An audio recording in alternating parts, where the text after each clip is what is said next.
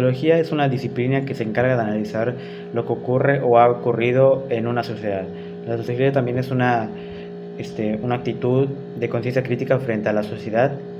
También en la disciplina de los estudiantes es un parámetro teórico y metodológico para la investigación de casos clásicos o contemporáneos que permiten identificar, describir y explicar hechos y las relaciones y los conflictos sociales de diferentes dimensiones.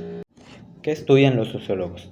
Bueno, los sociólogos centran su atención principalmente en los seres humanos y en cómo interactúan o se comportan con la sociedad y en su interacción social con otras personas.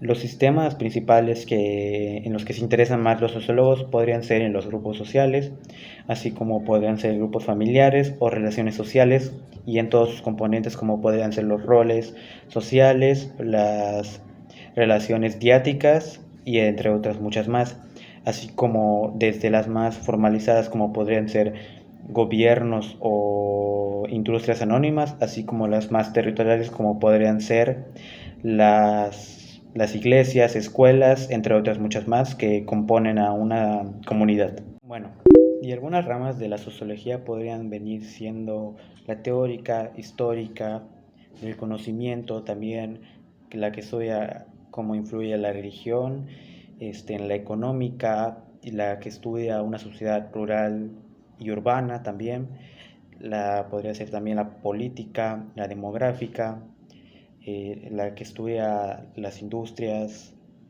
la familiar igual podría ser, eh, igual la de educación y la sociología jurídica que estudia también el derecho en la sociedad. Bueno, y les voy a hablar sobre algunos factores que dieron origen a la sociología. El nacimiento de la sociología fue creado por el impacto creciente de los problemas sociales que la revolución industrial desencadenó, la cuestión social y la conciencia vivida de los cambios sociales pusieron los problemas de la sociedad en el punto de mira. Por ello, la sociología surgió como rama del saber que intentaba llegar ahí donde otras ciencias sociales o disciplinas no habían llegado, al núcleo de las propias relaciones sociales, más allá de la esfera de lo económico y lo político. Antes de que se desarrollara el método científico, los fenómenos sociales de los que se ocupaba la sociología habían sido objeto de una atención en los enfoques reflexivos. La sociología, por su carácter de estudio de sociedad en contexto histórico, debe entonces buscar origen en las observaciones y aportes realizados por diferentes personajes. En sus inicios surge como hija de otras disciplinas, principalmente de la filosofía y hermana de la política o la psicología. La Revolución Francesa de 1789 fue la que influenció grandemente el surgimiento de la sociología, ya que producto de esta revolución se produjeron muchos cambios positivos, pero para muchos de los primeros teóricos su atención no estaba centrada en los cambios positivos, sino en los efectos negativos que causarían. Existían pensadores que se sentían preocupados por el caos y el desorden resultante, sobre todo en Francia, por lo que querían restaurar un orden en la sociedad.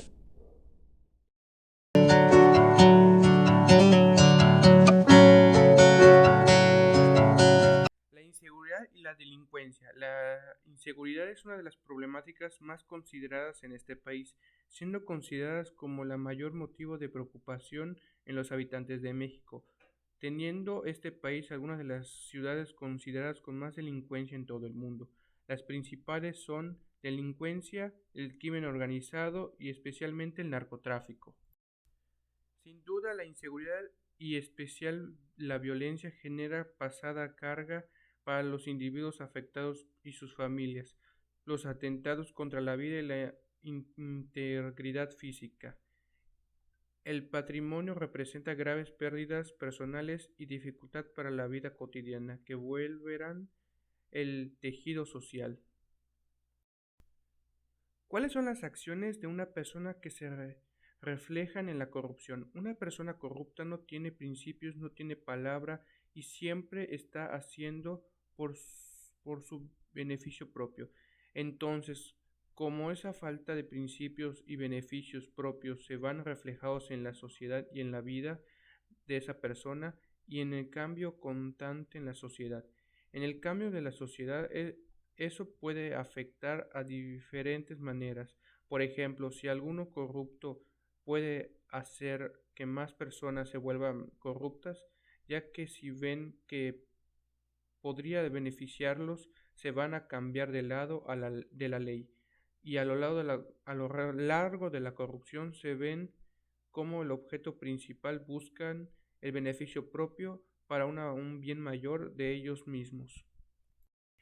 ¿Cómo nos afecta? La inseguridad y la corrupción son dos bases que se apoyan una de la otra, ya que una está mal, puede ser que la otra esté corrupta.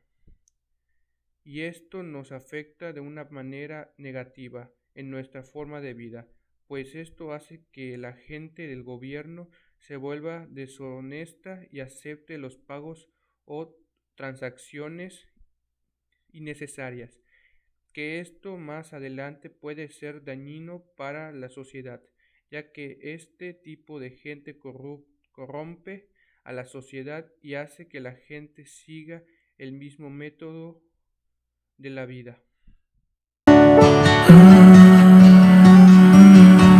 Factores políticos. La política social ha expuesto su inhabilidad para aumentar el ingreso de las familias más pobres de forma sostenida, principalmente por la falta de acceso a trabajos formales para personas en esta condición. De hecho, la carencia por acceso a la seguridad social, en la cual se encontraron 68.4 millones de mexicanos, es decir, 55.8% de la población, en el 2016, es la más extendida en el país. Si la política social llegó a su límite para aumentar el ingreso monetario de las familias, necesitamos una nueva visión para el nuevo combate de la pobreza en México. Se debe mantener y diseñar programas que atiendan a los grupos y regiones geográficas más vulnerables, en especial la población indígena, cuyos niveles de pobreza al día de hoy hablan no solo de la incapacidad del Estado por incluir a los habitantes en el modelo de desarrollo, sino de una profunda injusticia social y económica, así como generar nuevas estrategias para incluir a los más pobres en el mercado laboral formal. La política no resulta muy efectiva para aliviar la pobreza, porque cae en un círculo vicioso. Por una parte, el gobierno no está en la capacidad de subsidiar a los pobres con la cantidad necesaria de recursos para ponerlos sobre la línea de pobreza, porque es financieramente insostenible. Se trata aproximadamente de la mitad de la población del país.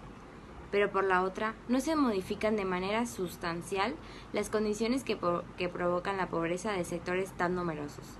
Se necesitan políticas de corte más amplio, políticas más redistributivas, cuyo blanco debe ser lograr una equidad social.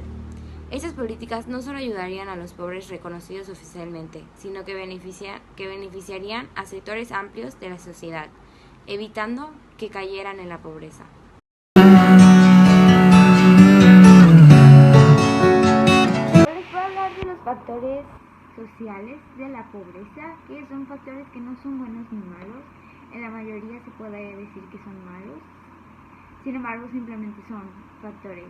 Y estos son acciones que se tienen que identificar en un grupo determinado de una sociedad o de una comunidad para poder erradicarlos. O sea, hay que identificarlos para poder cambiar estas conductas por medio de acciones para poder eliminar esta problemática en la sociedad.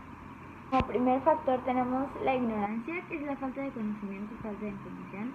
Es importante determinar que aquí lo que hace falta es información, no educación, que es algo que muchas personas o planificadores con muy buenas intenciones de aportar a la comunidad confunden, pues en esta parte la educación tiene métodos determinados para enseñar y nos enseña más que nada una cultura general.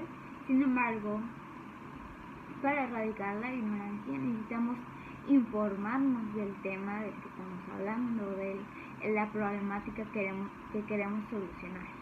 Como segundo factor tenemos lo que es la enfermedad, que es cuando una comunidad tiene una tasa alta de enfermedad, el absentismo en la misma crece de manera considerable, la producción baja y las riquezas se generan aún menos.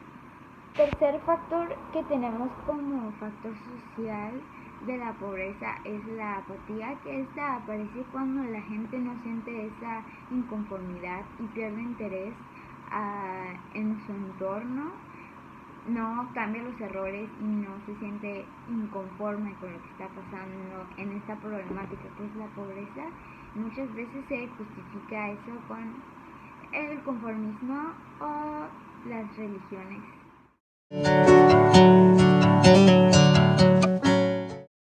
Entendemos que la pobreza no la tratamos como la falta de recursos naturales, sino la carencia de bienes y servicios mínimos necesarios y la incapacidad que tenemos para adquirirlos. Problemas relacionados con la hiperinflación, el contagio, las crisis financieras, cambiarias y de términos de intercambio producen incrementos sustanciales de la pobreza. De esta forma se confirma que la política económica no es neutral y que al contrario tiene efectos sobre la pobreza y la desigualdad. La política macroeconómica se define en torno a la tasa de crecimiento del Producto Interno Bruto. Esto porque se considera establecer un entorno que permita desarrollar posibilidades de crecimiento de una economía y mantenerlas de manera estable en modo de maximizar el bienestar. Desafortunadamente existe una notable correlación entre el grado de desigualdad y la existencia de un grupo denominante con carencia económica. Los países con una mayor incidencia de pobreza son los que tienen mayores problemas institucionales para salir de tal situación.